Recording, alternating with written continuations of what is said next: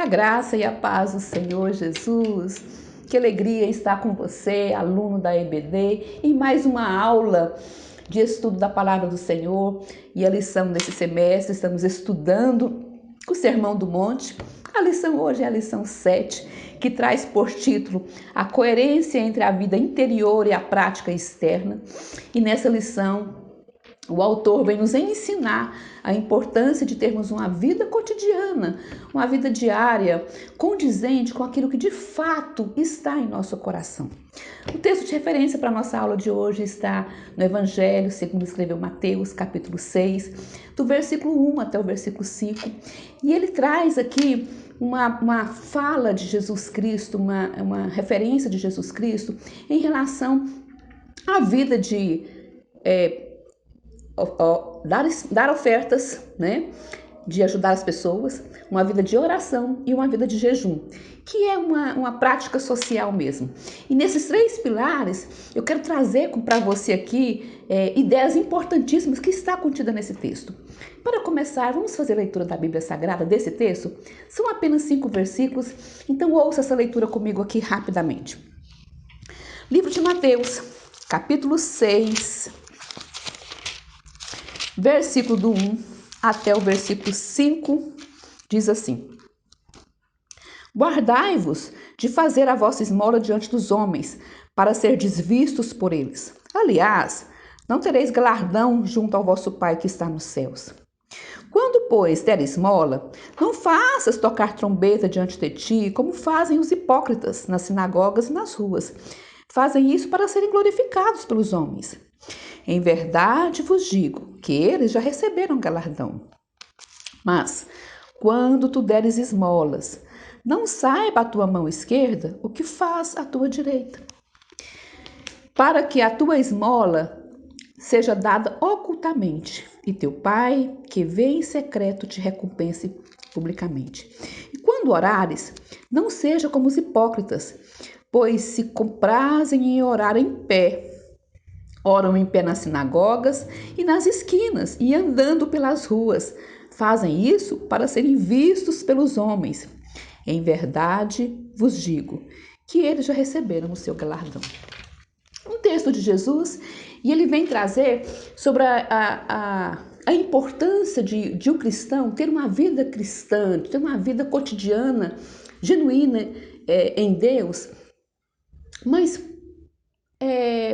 primado na palavra, forjado na palavra, estabelecido, pautado na palavra. E nessa lição a gente percebe que o autor nos apresenta 3 pilares, e esses pilares estão aqui nesse texto. O primeiro deles é a prática social, a prática de ação social. Porque quando nós falamos sobre justiça de Deus, ou justiça que Deus nos permite vivenciar aqui, que justiça é essa? Nós já sabemos que o ato de justiça é dar exatamente ao outro ou a nós mesmos aquilo que é certo, aquilo que é correto. E nós, como Igreja do Senhor Jesus, nós precisamos ter uma vida cristã embasada na justiça. E uma justiça que também siga os princípios da palavra, não é? Jesus cita aqui os hipócritas e os fariseus que oravam publicamente, porque eles faziam isso para ser reconhecido. E é tão sério isso, porque os tempos que nós estamos vivendo, as pessoas fazem tudo para ser reconhecido. Nós abrimos as redes sociais e muitas pessoas estão ali postando aquilo que elas fazem, e elas fazem isso para ser reconhecidas. Mas o que Jesus quer nos ensinar aqui é que nós devemos fazer ações sociais, nós devemos fazer boas obras. Mas qual é a intenção dessa boa obra? Por qual motivo nós estamos fazendo aquilo? Né? Nunca na história da igreja, a igreja precisou ser igreja, né? Ser sal, ser diferente, como nos dias atuais. Porque as pessoas hoje estão vivendo uma vida muito de aparência. Mas Jesus nos desperta aqui para que nós quebremos toda a hipocrisia. E quando Mateus escreve isso aqui, ele usa a palavra, quando ele cita a palavra hipócrita, vem do grego, hipocritais. E ele fala, ele cita essa palavra fazendo referência ou menção aos atores que atuavam na Grécia, atuavam em Roma. E eles subiam nos palcos, subiam nas praças públicas, porque eles tinham uma plateia. E eles exerciam ali um papel e faziam aquilo para receber aplauso. E quando eles terminavam de atuar, né, atuando como se fosse uma outra pessoa, as pessoas ficavam de pé e aplaudiam e diziam, uau, né, como ele atuou bem. E é interessante porque Mateus escreve isso aqui, e é uma fala de Jesus. Jesus fala assim, olha, vocês não sejam como aqueles atores lá. Aqueles atores que fazem as coisas para serem reconhecidos publicamente, porque eles já receberam um galardão. Quando vocês forem fazer as coisas, não precisa ir na praça pública, nas ruas, andar nas ruas de um lado para o outro, não. Façam em secreto. Façam para Deus, porque o Deus que te vê e te ouve no secreto, Ele vai te recompensar. A igreja precisa ser igreja, não só nas mídias sociais, não só em praça pública, mas no secreto. Comece fazendo obras sociais na sua casa, com seu vizinho, no seu quarteirão, no seu bairro, no seu trabalho, né? Mas faça aquilo de acordo com a sua fé. A Bíblia fala que quando você faz, que Jesus disse assim, quando você fizer alguma ação social para um pequenino, ajudar algum pequenino, é a ele que você está ajudando. A igreja precisa ser igreja, mas não só para ser vista ou reconhecida, mas para demonstrar a sua força e seu alinhamento com o Pai. Então esse texto ele traz a importância da justiça ser estabelecida, mas com inteireza, com verdade, com transparência. E ele traz para a gente também 3 pilares importantes. A primeira dele é a obra social, né? Ele cita aqui o ato de ofertar, o ato de ajudar o outro. E isso aqui é citado porque era costume naquela época as pessoas mendigarem na porta do templo, e eles mendigavam e diziam assim, olha, me abençoe para você ser abençoado também. Na medida que você pratica uma ação boa comigo, você vai ser abençoado. E eles acreditavam que o ato de fazer alguma coisa boa para o outro, aquilo retornava para ele. Mas nós sabemos que quando nós servimos o pequenininho, é a Cristo que nós estamos servindo. E nós não podemos fazer isso para ser visto ou reconhecido. Então, a prática da ação social da igreja, ela é importante, ela é necessária, mas ela precisa ser genuína. Ela precisa ter como elo, como força, a prática do amor. Em Coríntios, 2 Coríntios, capítulo 13, versículo 3, ele cita a importância do amor em todas as coisas. Tudo que nós vamos fazer, se não tiver amor, é em vão. Então, que nossos atos diários, nossos atos cotidianos sejam pautados no amor. Em Efésios também, capítulo 6, versículos 6 e 7, ele cita muito isso, a importância de servir ao outro como nós estivéssemos servindo a Cristo, que a nossa prática amorosa seja feita como se o outro fosse ali, se Cristo estivesse estampado ali. Então que a igreja seja despertada cada dia mais a exercer uma vida de justiça, uma prática justa, pautada na palavra. E eu quero trazer para a sua meditação também o que está nessa lição, o segundo tópico, que além da importância de estabelecer um ato de justiça e uma vida de boas obras em Deus, não é? Além disso, ele traz a importância da oração. E ele cita isso, olha, observe as pessoas como estão orando. Eles oram em voz alta, eles oram com boas repetições. Vocês não façam assim, né?